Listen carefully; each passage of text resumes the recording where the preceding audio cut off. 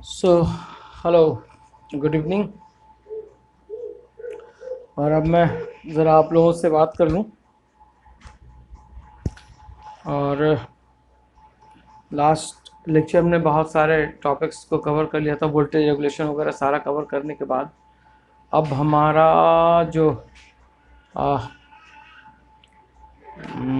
Topic आता है phasor diagram की तरफ पढ़ते हैं, क्योंकि बिकॉज फेज़र डायग्राम के बाद ही मैं आपको एफिशिएंसी कराऊंगा। ऑल तो हम लोग एफिशिएंसी समझ सकते हैं, लेकिन अभी हम इसकी बात ना करके अभी हम बात करते हैं फेज़र डायग्राम की, right. So topic will be our phasor diagram of transformer from no load to full load। No load से फुल लोड के बारे में हम यहाँ तक हम जाएंगे, नो लोड से लेकर फुल लोड तक। फाइन, आइए तो हम अब शुरू करते हैं।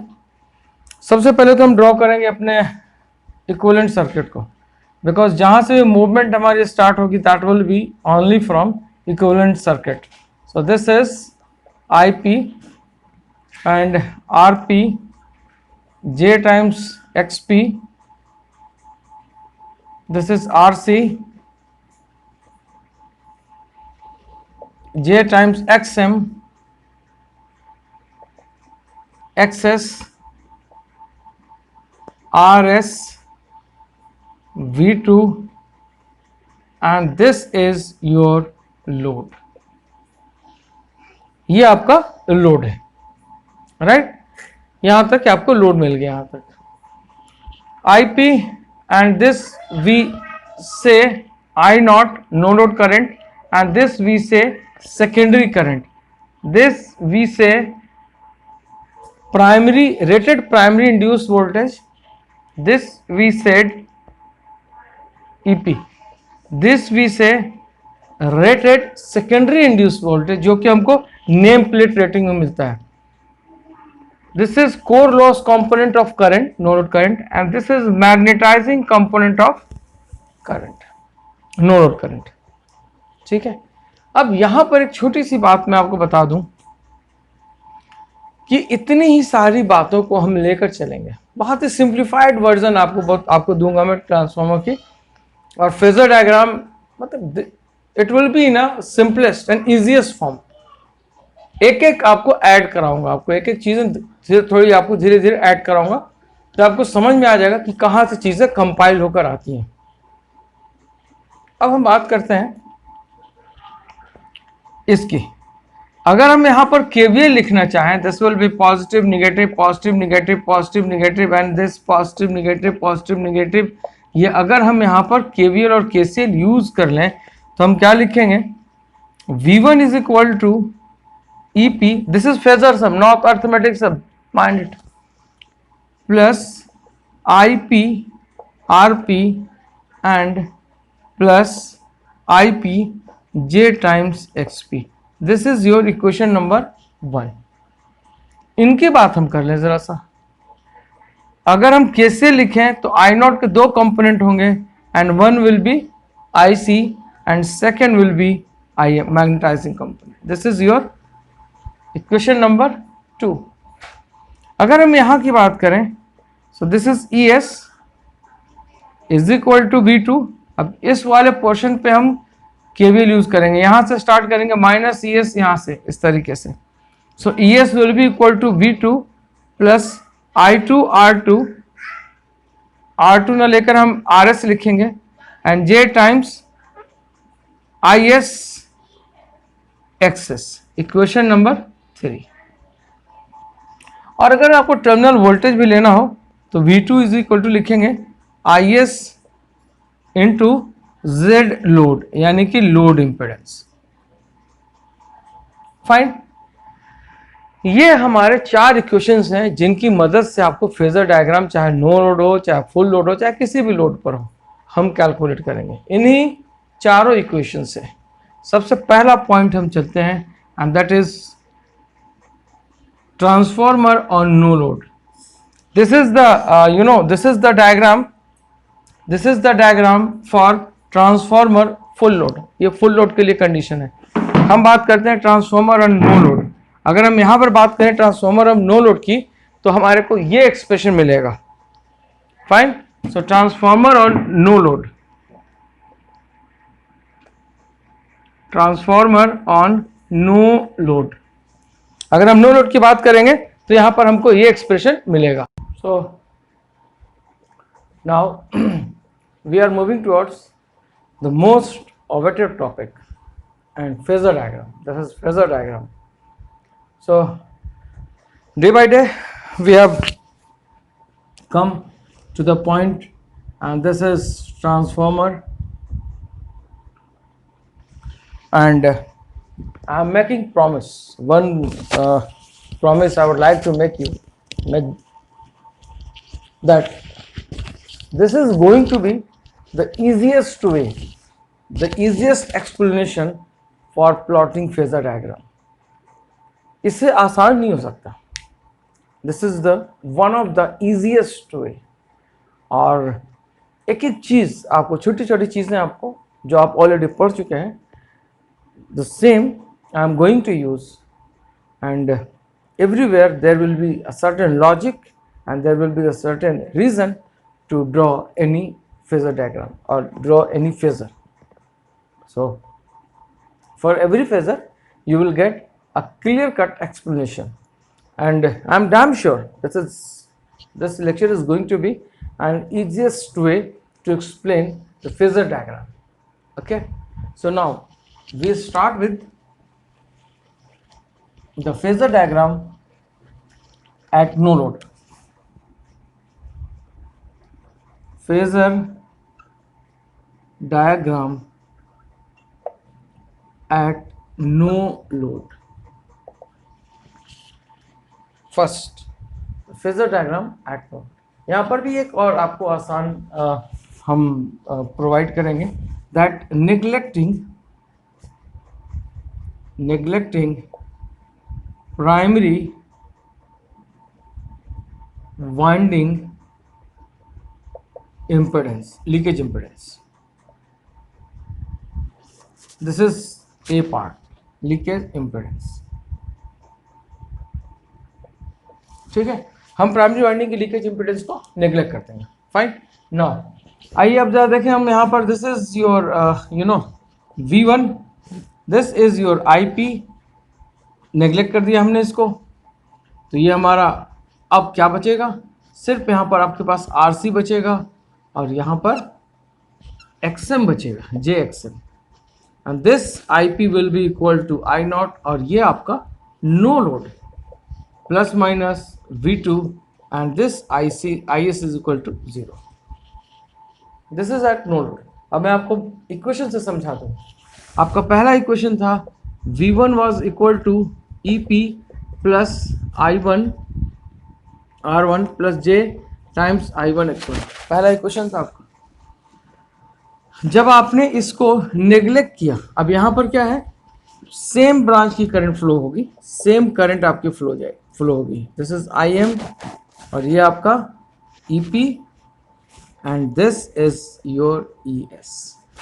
Plus minus. यहाँ पर आपने कहा कि हम इसको नेग्लेक्ट कर रहे हैं, प्राइमरी वाइंडिंग लीकेज इंपीडेंस को, यानी कि R1 प्लस JX1 को आप नेग्लेक्ट कर रहे हैं. शायद आपने RP प्लस JXP लिया है, तो आप RP प्लस JXP ही लो. आपने इसको नेग्लेक्ट कर दिया, and this is IP and this is your IP. ये आपका IP प्राइमरी करंट है. ठीक है, आपने जब इसको नेग्लेक्ट कर दिया तो ये वाला पूरा टर्म क्या हो गया, 0 हो गया. सो V1 किसके बराबर आ जाएगा, EP के बराबर आ जाएगा पहला. यानी कि V1 और EP के बीच में कुछ भी नहीं होगा. फाइन. ये आपका पूरा का पूरा टर्म 0. सेकेंड आइए, ये I0 है. This I0 is divided into IC plus IM. ये आपका होगा. This is core loss component and this is magnetising component of no load current. शायद आप लोगों को मालूम हो कि I0 की जो रेंज होती है 2% टू 6% ऑफ रेटेड करंट होती है. याद रखिएगा हमेशा, this thing to remember every time कि नो लोड करंट की जो वैल्यू होती है या एक्साइटिंग करंट की जो वैल्यू होती है that is only 2% to 6% of the 2% of the 6% of the rated current. जो आपका रेटेड करंट होगी उसकी 2% या 6% होगी, इससे ज़्यादा नहीं होती। याद रखिएगा इस बात को। दिस इज द डेटा, अक्सर पूछा जाता है। नाउ सेकेंडरी पर चलें। आपने लोड हटा दिया, आपने कहा कि एट नो लोड। तो जब आप एट नो लोड की बात करते हो तो आपका सेकेंडरी करंट क्या होगा, वो जीरो है। तो दिस करंट इज जीरो, ये करंट आपका जीरो है। तो अब इसमें क्या चेंजेस होंगे, आपके सेकेंडरी साइड की वोल्टेज में क्या चेंजेस होंगे?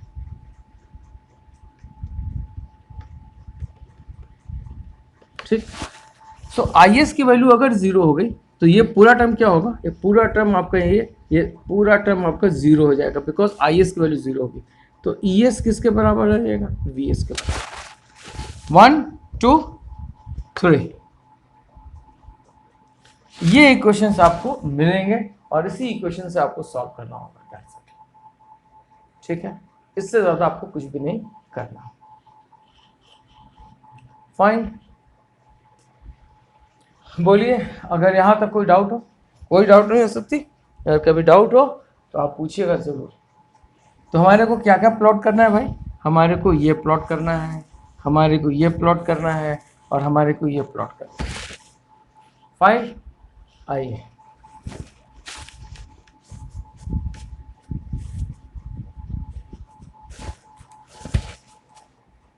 अब क्या कीजिएगा आप, है ना, तो करेंगे क्या, फेजर डायग्राम ड्रॉ करेंगे।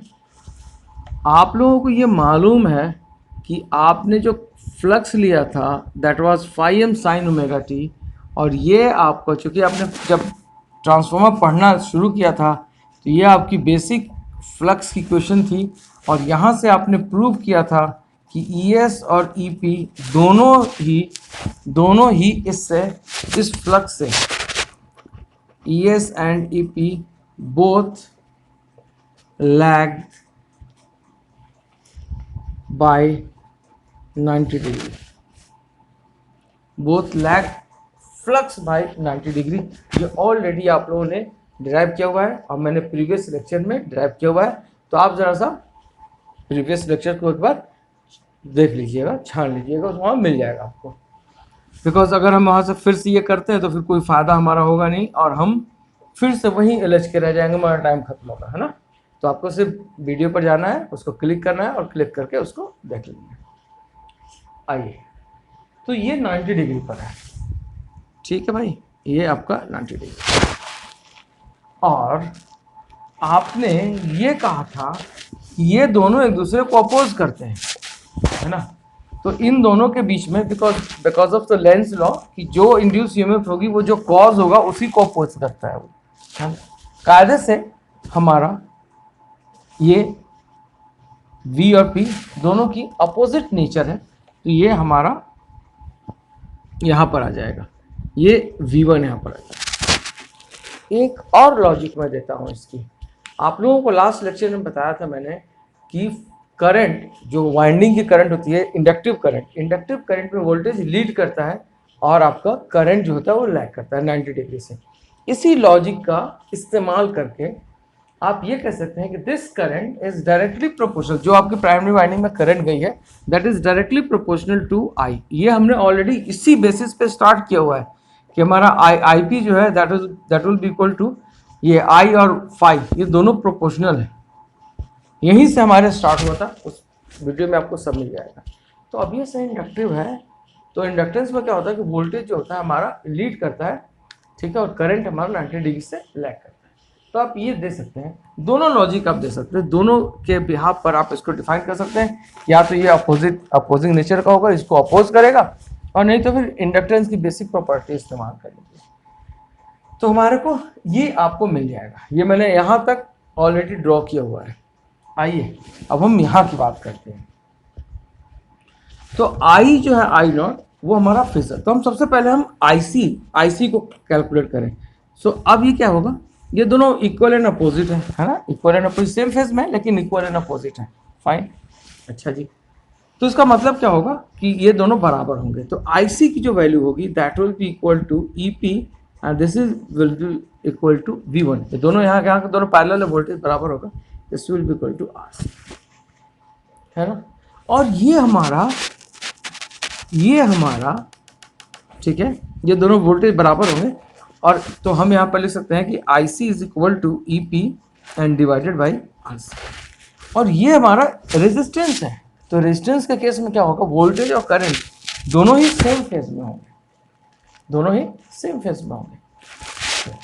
क्या लिखेंगे आप, अब आप V और E, तो V1 यहाँ पर आ गया।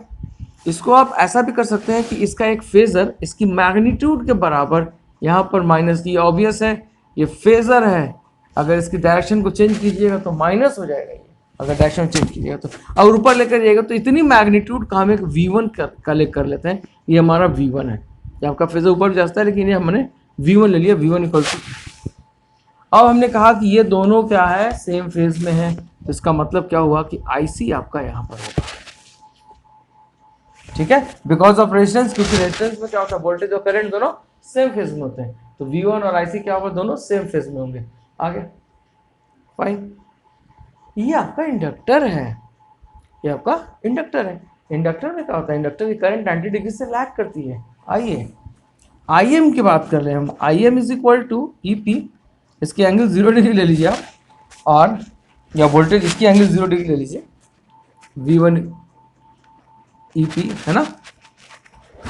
ये क्या है, ये JXM है, तो भाई मेरे this is V1 by XM, और इसकी एंगल कितनी हो जाएगी, -90 डिग्री, क्योंकि JXM को आप क्या ले सकते हैं, JXM का मतलब क्या हुआ, दिस इज XM मैग्नीट्यूड हो गई, और ये इसकी 90 डिग्री एंगल होगी,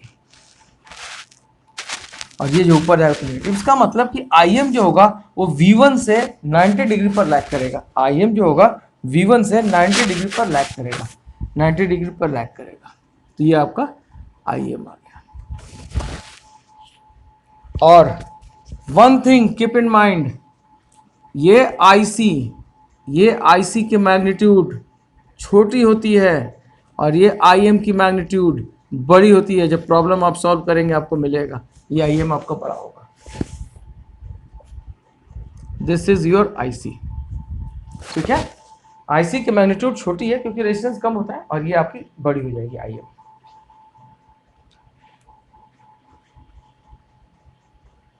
फाइन, सो वैल्यू क्या होगा, इन दोनों का फेजर सम लेना है, तो फेजर सम लीजिएगा, तो ये आपको फेजर सम मिलेगा।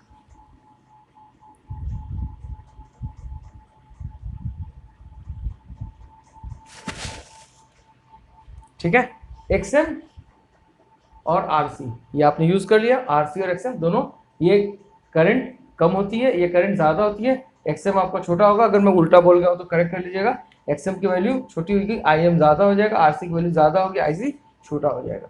ये आ गया। ये एंगल कितनी होगी, ये एंगल 90 नहीं होती है, ये एंगल होते हैं, दिस इज योर I0, और ये एंगल होती है हमारी φ0 के बराबर, जिसको हम कहते हैं no load power factor, no load power factor angle, इसको बोलते हैं φ0 को। और इसकी जो वैल्यू आती है वो 75 से लेकर 85 डिग्री के रेंज में होती है। इतना मुझे exact I am not very much sure कि हर ऑथर ने अलग अलग डेटा लिया हुआ है, लेकिन 75 से 85 तक होती है, 90 नहीं होती है ये, ठीक है। तो हमने ये थोड़ा सा नीचे की तरफ, और आप नीचे की तरफ दिखा सकते हैं, तो ये हमने वैल्यू ले ली 75 से लेकर 85 के बीच में। फाइन, ये आ गया आपका। अब आपको I0 की वैल्यू कैलकुलेट करनी है। तो अगर मैं आपको ऐसे कहूं कि I0 की वैल्यू, अच्छा ये φ0 क्यों होगा, क्योंकि φ0 मैंने आपको बताया था कि पावर फैक्टर के बारे में सिर्फ एक बात याद रखिएगा कि power factor is the angle between voltage and current. तो वोल्टेज ये और करंट ये, इन दोनों के बीच के एंगल पावर फैक्टर, ये ही डेफिनेशन परफेक्ट डेफिनेशन है। इसके अलावा सब मिथ्या है, सब भूल भुलैया है, लेकिन बेस्ट है power factor is the cosine of the angle between voltage and current. इस बात को याद रखिएगा। ये आपका φ0 आ गया। अगर मैं आपसे कहूं कि रिजॉल्व कर दो इस फेजर को, तो आप क्या बोलेंगे, आप बोलेंगे कि IC जो होगा that will be equal to I cos φ0, और IM क्या होगा, that will be equal to IM sin φ0।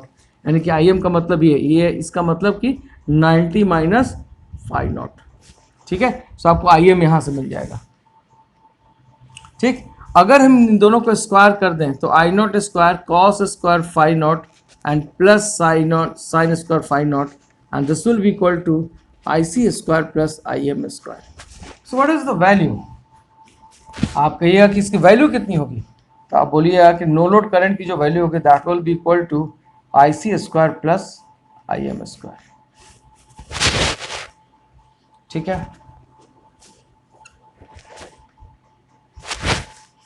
Fine.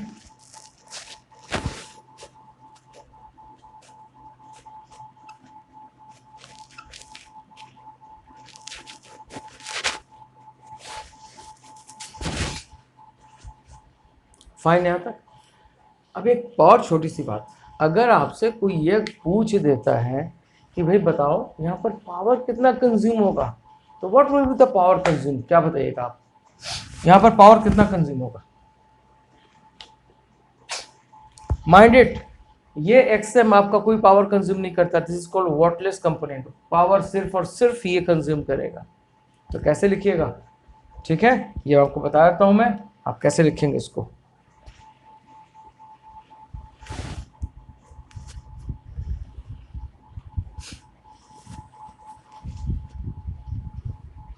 ये मैं पूरा ही यहां से रब कर दे रहा हूं सब।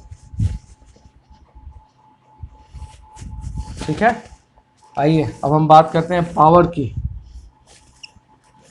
सो पावर सप्लाइड कितनी होगी? तो पावर सप्लाइड होगी V1 I naught cos phi naught, V I cos phi, और यही पावर आपकी कंज्यूम होती है। सो पावर कंज्यूम कितनी होगी? पावर कंज्यूम, तो पावर कंज्यूम सिर्फ एक ही जगह होगी, आई सी स्क्वायर आर वन। क्या लिया? आई सी लिया ना, आई सी स्क्वायर आर सी।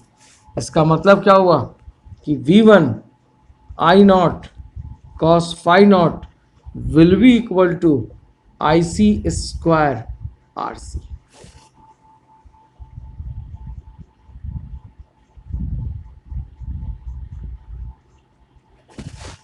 ठीक है, अगर आप वॉटमीटर लगाइएगा, अगर आप वॉटमीटर से आप रीड कीजिएगा, सो वॉटमीटर की जो रीडिंग होगी वो यही देगा आपको।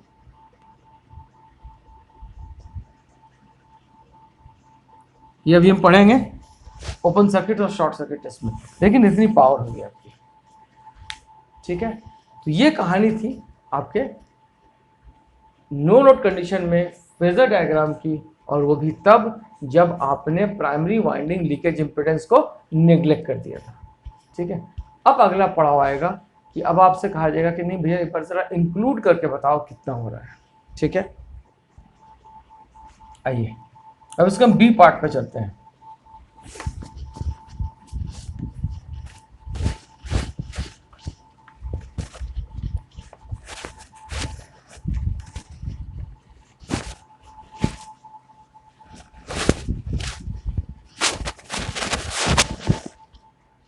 इसका बी पार्ट देखिए, बी पार्ट कहता है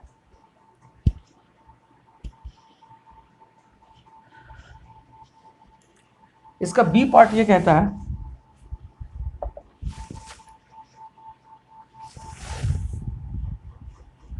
फेजर डायग्राम